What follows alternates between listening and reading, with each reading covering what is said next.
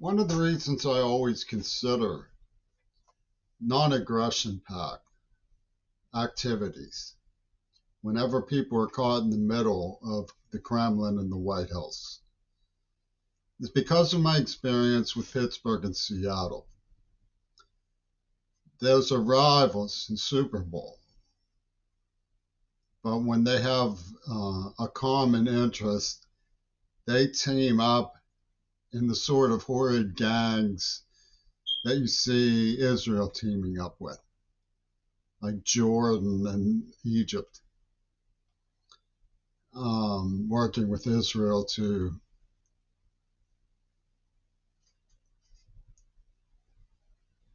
do things that can barely be spoken of. They're so idiotic and celestially gruesome, evil, cruel, stupid, murderous, child by child by child, subjected to enormity. This is the sort of thing that you get from Pittsburgh and Seattle. They justify it. They're slapping five and laughing. We're going to get queer ball tomorrow. That's where they're at.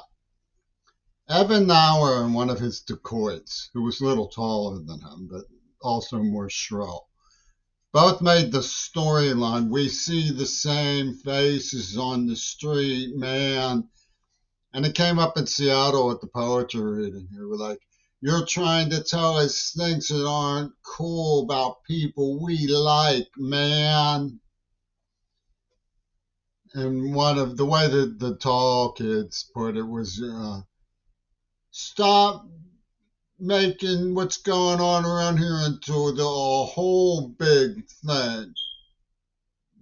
I'm quoting him directly. That's exactly what he said. So,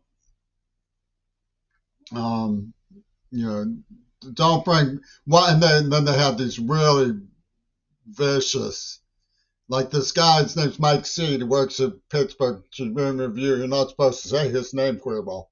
He came up to the Pitt News and trashed. He was one of the first times we ever got Donald Trump style censorship, because his name was, he was in an art show. He's got a swastika tattoo. It's sacred African ancestor symbol, according to Ralph Proctor. One of his friends worked with Ralph Proctor in WQED, an Israeli dude who burned these blonde girls' arms gangrenous. He said to bring them back to reality. Don't make this into a whole big thing, man. And they've got him on the grapevine. There's CB1 Adam 12, CB1 Adam 12. Queerball's dissing Mike Seed again. We're going to have to take action. We're going to have to play hardball. Yeah, they're going to do this whether I name them or not. That's why I'm discussing it, because it was put into place that Queerball boom, boom, boom, boom, was questioning Sherman Alexie's authority, man. Question, don't make it into a whole big thing. So I'm not going to bring Peter Gabriel into it. He's doing his Donald Trump retinue, establishing the narrative, man, and spreading gossipy lies about me through the electronic media zone to get me. We're going against Mick Jagger's narrative, man.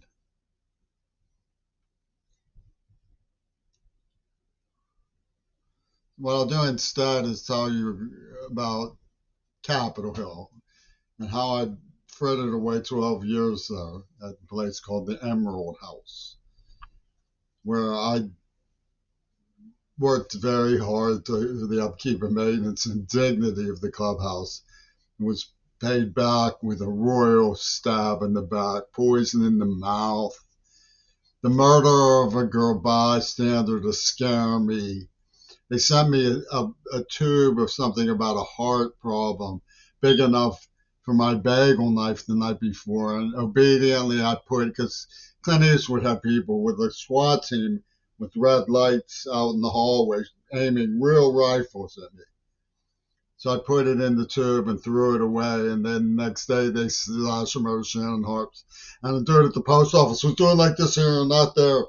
Yeah, he was one of the people working at the post office, a black man. But so this is all Green Party stuff. It's the black man. It's connected to the white man. The white man is connected to the yellow man. The yellow man is connected to the red man. And that's how Shifty gets under the county income for UW Dialectical and sexual access from Yoko Ono's Hootie Party. So people who were around up there was a dude named Barry from the Federal Building who smashed my face with a basketball, could have broken my glasses. He did deliberately smash my face. Owen, well, he's okay, I guess. But there were people who worked at the post office would come in and wear Bruce Lee stuff and scowl at me. Bob Ferguson has you, man. He wants to stick you. Because Bob Ferguson loves the game. We won't make it into a whole big thing, but Bill Gates has registered that Curry is scared of something. Let's threaten to poison him some more. That's Bob Ferguson. And he's drooling. We're going to get Curry with a correction center theme park, man. So what we're dealing with is very directly the claim that was made by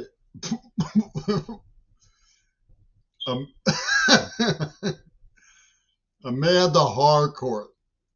I mean, this woman is the spinner beanie who came up with the idea that Yoko Ono is the honorary, the African ancestor for giving Japanese virgins to the black man with the help of Nazi Germany, who call themselves the Green Party. And everybody believes it because to not believe it would be questioning it. If you question it, that means you're making it into a whole big thing. And so you don't want to question it. You want to talk to people like Brian Richmond and Johnny Bell and Abara Lee about what Will's Brown was. Everybody knows Jimmy Curry was hung up on Leslie Katz, Israel Leslie Katz. Israel Katz is splendid valedictorian. And not by the hair on your chinny chin chin. You can huff and you puff and threaten to blow the house in, but we will stick you. This was just turmoil room. And John Edgar Wideman playing a joke on somebody who was pushing himself where he wasn't wanted.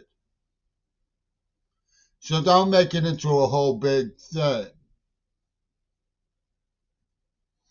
So let's work with that. Let's say, believe Amanda Harcourt. So we all believe Amanda Harcourt. So I always talk about Stephen transforming the human race by injecting the blood because he was psychic.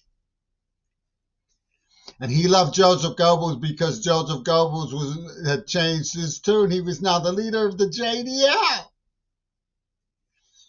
He no longer was after them. He was with them. We believe Amanda Harcourt. Our whole hall. So we're not going to make it into a whole big thing. It was Matt Marcus and Gail Burston having a joke at the queerbait's expense that everybody wanted. The queerbait was on drugs and he was sniffing for some pussy.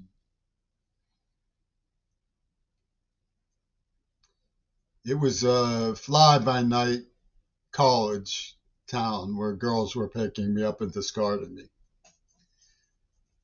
And John Shulman was arrested by the museum. for robbing them of millions and millions of dollars. Now, his employee was a close friend of Adam Eisenstadt, who was the source for Heather Arnett, Shifty, Seattle, Sherman Alexie. Adam Eisenstadt, who disguised his voice as Abdul the terrorist and went on KDKA radio to scare people about Palestinians, when in fact he's a brutal member of the Israel Defense Forces. But we believe Amanda Harcourt because she can call Sherman. She had Sherman Alexie in her Rolodex. Buzz, buzz, buzz. Hello, give me Sherman Alexie. Buzz, buzz, buzz, buzz. Hello, give me John Shulman. That's the story check out about Queerbait. Was he hassling a girl? And Mick Jagger comes down and says, hassling, hassling. We got Queerbait now. And Ted Nugent comes running in. I'm going to get Queerbait for the ogre on the mountain. Donald Toon coming to rescue. College campuses can't have these whiny little deaf boys pushing themselves where they're not wanted. And so Robert Fripp, flaky Robert Fripp, the Christian evangelical, Peter Hegda's guru, says, "What's this? I dropped my pick." And Troy Gunn says, "He never, ever drops his pick. What could it mean?" And Amanda says, "We all know what it means. It means Leslie's virginity proves that Queerbait raped her." Leslie says, no, calm down. And Amanda says, "Don't get in our way on this one." And Seattle, Sherman, and Gretchen Hawkins and the whole gang, Rachel McCloskey, Steve Tangney, who was friends with Rosa, who pizza delivered her virginity and made me feel better. For Trumpy Tune from Milan, he went to school with the fiance, and so the professionals in Seattle said, "You can't go to college. You would fail. You're a terrorist. You're a Palestinian." And the Palestinian says, "No, he's not. No, he's not. We're with Amanda Harcourt. We're with Amanda Harcourt." So they don't even let me go to school.